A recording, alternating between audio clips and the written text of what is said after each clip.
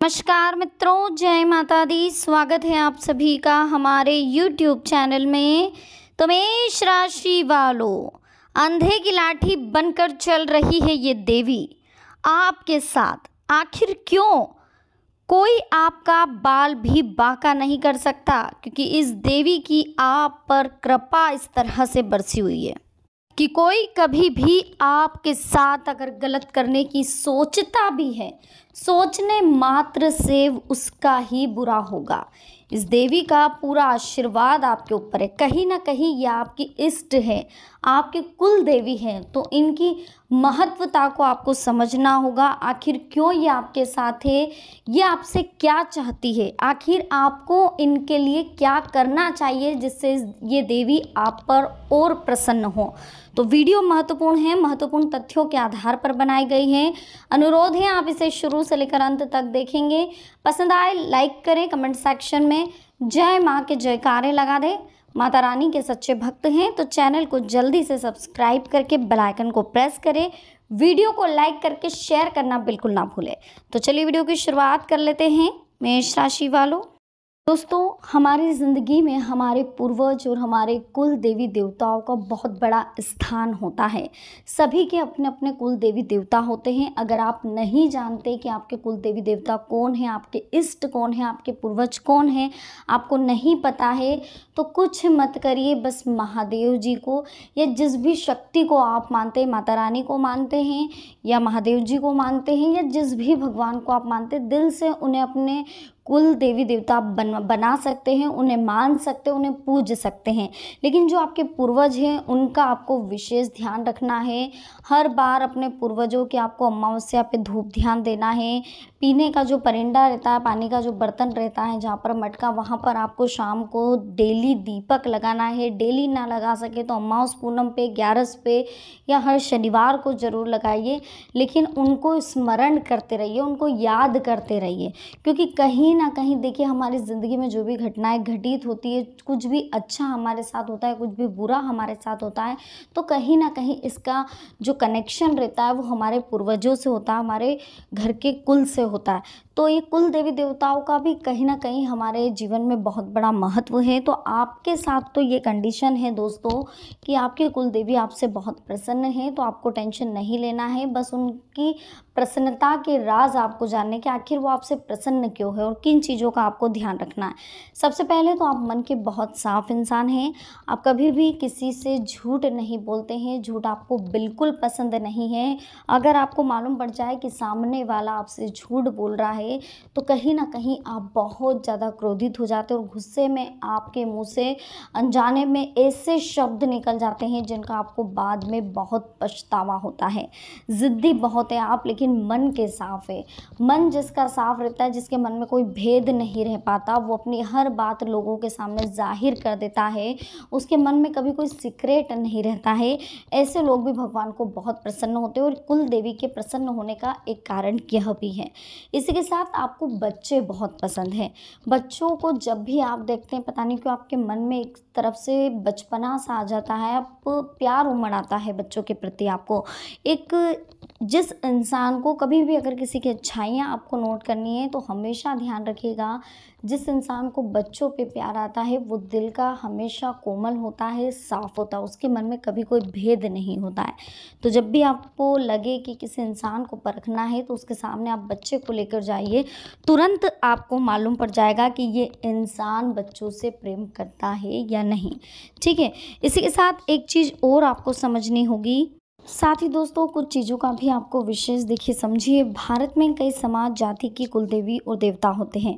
भारतीय लोग हजारों वर्षों से अपने कुलदेवी और देवता की पूजा करते आ रहे हैं। हालांकि आजकल अधिकतर परिवार ने अपने कुलदेवी और देवताओं को पूजना या उनको याद करना छोड़ दिया, जिससे काफ़ी घोर संकट में वो घिरे हुए हैं। यदि आप भी चाहते हैं, संकटों से मुक्ति पाना चाहते हैं, वैसे तो आपके ऊपर आशीर्वाद है ही सही कुलदेवी देवता का, आपको टेंशन लेने की ज़रूरत नहीं है, लेकिन फिर भी कुछ चीज़ों का आपको ध्यान रखना चाहिए। जब अगर किसी का जन्म हो, विवाह हो, कोई मांगलिक कार्य हो, तो वहाँ पर कुल देवी या देवताओं के स्थान पर जाकर उनकी पूजा की जाती है, उनके नाम की स्तुति की जाती है। कुलदेवी की कृपा का अर्थ होता है सौ सुनार की एक लुहार की। बिना कुल देवी की कृपा के किसी के कुल का वंश ही क्या, कोई नाम, यश या आगे नहीं बढ़ सकता। अतः कुल देवी और देवता के लिए प्रतिदिन सुबह और शाम को भोग निकालें, उनके नाम का उच्चारण करें। नाम नहीं याद हो तो स्थान का उच्चारण करें, जिसे डुंगलोई वाली कुलदेवी की जय, इस टाइप से आप उनकी जो स्थान है उसका कह सकते हैं। स्थान का नाम भी नहीं मालूम हो तो हे माता कुलदेवी और कुलदेवता आपकी सदा विजय हो, इस तरह से भी आप बोल सकते हैं। एक ऐसा भी दिन होता है जबकि संबंधित कुल के लोग अपने देवी और देवता के स्थान पर इकट्ठे होते हैं। जिन लोगों को अपने कुल देवी और देवता के बारे में मालूम नहीं है, जो भूल गए हैं, वो अपने कुल की शाखा और जड़ों से कट गए। कुल देवी या कुल देवता के स्थान से आपके पूर्वजों का पता लगता है। जिसे यह नहीं याद है कि भैरू महाराज और दुर्गा माता के मंदिर में जाकर उनके नाम का भोज चढ़ाएं और पूजा करें। जिसे कुछ भी नहीं मालूम है वो भैरव जी के मंदिर में जा सकते हो, दुर्गा माता के मंदिर में जा कर के उनके नाम का भोग लगा दीजिए। कुल देवी या देवता के स्थान पर जाकर एक साबुत नींबू आपको लेना चाहिए और उसको अपने ऊपर से 21 बार से वार करके उसे 2 भाग में काट कर एक भाग को दूसरे भाग की दिशा में और दूसरे भाग को पहले भाग की दिशा में फेंक दें। इसके बाद कुल देवी या देवता से क्षमा मांगकर वहाँ अच्छे से पूजा पाठ करवाएं और सभी को दान दक्षिणा दें। कुल देवी की पूजा करते समय शुद्ध देसी गाय का घी, धूप, अगरबत्ती, चंदन और कपूर जलाना चाहिए। साथ ही प्रसाद स्वरूप भोग भी लगाना चाहिए। कुल देवता को चंदन और चावल का टीका अर्पण करते समय ध्यान रखें कि टूटे हुए या खंडित चावल ना हो। कुल देवता को हल्दी में लिपटे पीले चावल पानी में भिगोकर अर्पण करना बड़ा शुभ माना जाता है। पूजा के समय पान के पत्ते का बहुत महत्व है, जिसके साथ सुपारी, लौंग, इलायची, गुलकंद अर्पण करें। कुलदेवी या देवता को पुष्प चढ़ाते समय आपको इन्हें पानी में अच्छी तरह से पहले धो लेना चाहिए। सभी देवी देवताओं की पूजा जिस तरह सुबह शाम की जाती है, उसी तरह कुल देवी देवताओं की पूजा भी दीपक जलाकर आपको करनी चाहिए। तो ये कुछ चीज़ें हैं जिनका आपको विशेष ध्यान रखना है। हमारे घर के जो कुल देवी देवता रहते हैं वो बहुत ही महत्व रखते हैं हमारी ज़िंदगी में। उनका आशीर्वाद हमारे लिए बहुत ही महत्व रखता है।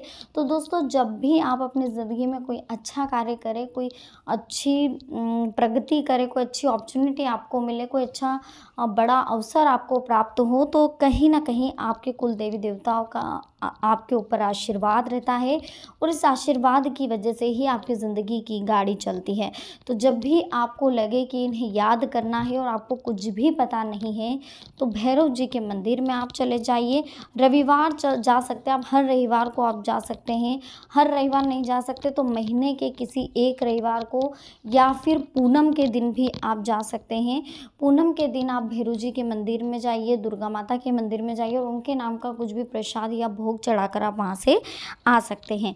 इसी के साथ एक चीज़ और समझिए दोस्तों कि हमारे जीवन में जो उतार चढ़ाव है वो चलते रहते हैं। कभी भी प्रॉब्लम्स देखिए किसी की ज़िंदगी में ख़त्म नहीं होती है। सभी की ज़िंदगी में कुछ ना कुछ चलता ही रहता है। एक संकट आता है, दूसरा गहराता है, फिर वो चला जाता है, फिर तीसरा आता है। तो इन चीज़ों से घबराना नहीं है, हमें उभर के बाहर आना है। अगर आपकी ज़िंदगी में बहुत ज़्यादा संकट है, आपको लग रहा है कि कोर्ट कचहरी का मामला दिन प्रतिदिन बढ़ता जा रहा है, ख़त्म होता है, दूसरा आ रहा है, घर में गर्भ नहीं ठहरा है, घर की बहू बेटियों को प्रतिदिन हर बार कुछ ना कुछ प्रॉब्लम आती रहती है, तो मिसकैरेज भी हो जाता है इस कारणवश, या फिर आपके घर में रोग से पीड़ित कोई ना कोई इंसान रहता ही है, कोई गंभीर रोग लग जाता है, खर्चे बेवजह के होते रहते हैं, एक खर्चा हो रहा है फिर दूसरा खर्चा वापस आ रहा है, घर में लक्ष्मी नहीं टिक रही है, कोई ना कोई आए दिन परेशानी चलती रहती है, मन नहीं लग रहा, मन बेचैन है, दिमाग काम नहीं करता है, हमेशा डर बना रहता है, तो ये चीज़ें कहीं ना कहीं पितृदोष की ओर इशारा करती है। तो आपको पितृदोष का निवारण करना चाहिए, पितरों को याद करना चाहिए और जहाँ तक संभव हो जितना ज़्यादा आप दान पुण्य कर सके, दान दक्षिणा दे सके, उतना ज़्यादा आपको अपनी अपेक्षा अपने सामर्थ्य के अनुसार करना चाहिए। क्योंकि अगर आपको इन सब मुश्किलों से कोई निकाल सकता है तो सिर्फ पितृदोष है। तो पितृदोष के उपाय आपको करने चाहिए। प्रतिदिन आपको सूर्य नारायण भगवान को अर्घ्य देना चाहिए सुबह जल्दी और ओम सूर्याय नमः मंत्र का जाप करना चाहिए। इसी के साथ आपको अपने पितरों को खुश करने के लिए शनिवार के दिन सुबह पीपल के पेड़ पर जल चढ़ाना, उनके साथ परिक्रमा करनी है। फिर शाम को शनिवार के दिन पीपल के पेड़ के वहाँ जा करके अपने घर से आटे का दीपक ले जाके सरसों के तेल को से उस दीपक को जलाना है। उसके बाद एक मिठाई वहाँ पर रख के आनी है हर शनिवार को, और जो भी आपके मन की कामना और जो भी संकट हो वहाँ पर आपको बोलना है। वहाँ बैठ करके हो सके तो हनुमान चालीसा का भी पाठ आप कर सकते हैं। इसी के साथ आपको विनती करनी है कि हमारे से जो भी गलती हुई है उसके लिए हमें क्षमा करें, और अपने कुल देवी देवता पूर्वज को आप वहाँ बैठ कर के याद कर सकते हैं।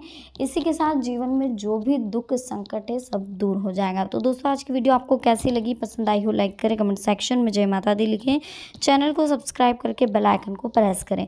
तो चलिए मिलते हैं नेक्स्ट वीडियो में। अभी के लिए आप सभी को बहुत बहुत धन्यवाद। जय माता दी। हर हर महादेव।